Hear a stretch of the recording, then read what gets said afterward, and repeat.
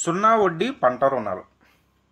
ఈ సున్నా వడ్డీ పంట రుణాలు అనేవి సాధారణంగా రైతులకు ఇచ్చేటటువంటి రుణాలపైన బ్యాంకులు అనేవి 7% వడ్డీని వసూలు చేయడం అనేది జరుగుతుంది. 7% వడ్డీని వసూలు చేస్తాయి. ఈ 7% వడ్డీలో సెంట్రల్ గవర్నమెంట్ అనేది 3% ఈ ఇంట్రెస్ట్ సబ్సిడీని పే చేయడం అనేది జరుగుతుంది.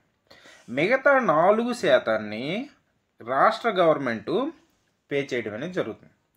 ఈ సున్నా వడ్డీ పంట రుణాలను ఎస్విపిఆర్ అని ఎవరికి వర్తిస్తాయంటే, ఎవరైతే రైతు లోన్ తీసుకొని సంవత్సరం లోపు తిరిగి చెల్లిస్తాడో అటువంటి రైతుకి ఆ వడ్డీ ఎంత వడ్డీ అయితే కడతాడో ఆ వడ్డీ డబ్బులు అనేవి డైరెక్ట్గా అతని యొక్క సేవింగ్ బ్యాంక్ అకౌంట్లో క్రెడిట్ చేయడం అనేది జరుగుతుంది.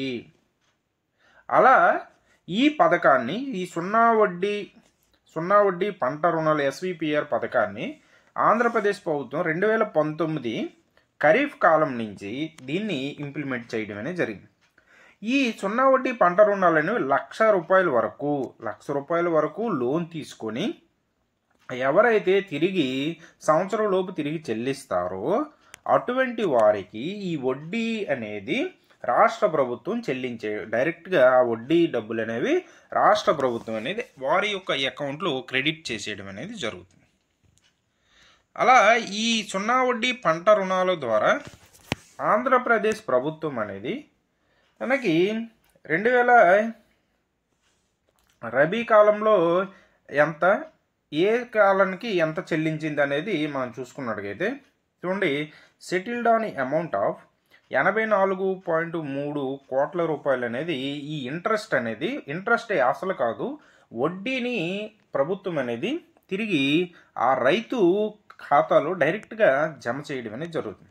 అలా ఈ ఇంట్రెస్ట్ సబ్సిడీకు ఇచ్చినటువంటి ఈ వడ్డీ అనేది ఎంతమంది ఫార్మర్స్కి 4.48 లక్షల రైతులకి 84.3 కోట్ల రూపాయల ఈ సున్నా వడ్డీ పంట రుణాల లోన్స్ అనేవి రబీ నుంచి 2021-22 రబీ నుంచి 2023-24 అంటే మనం ఫిబ్రవరి 28 వరకు ఈ చెల్లింపులు అనేవి చేయడం అనేది జరిగింది.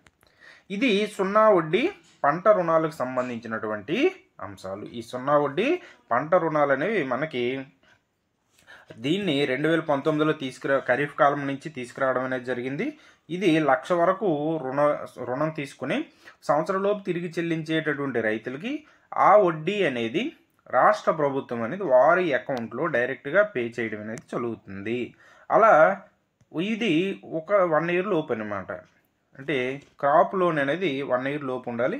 సో ఆ విధంగా దీన్ని 2019 ఖరీఫ్ కాలం నుంచి తీసుకొచ్చాడు. ఆ విధంగా 2021-22 నుండి 2023-24 మధ్య కాలంలో 84.3 కోట్ల రూపాయలు అనేది 4.48 లక్షల రైతులకి డైరెక్ట్గా వారి అకౌంట్లో చెల్లించడం అనేది జరిగింది.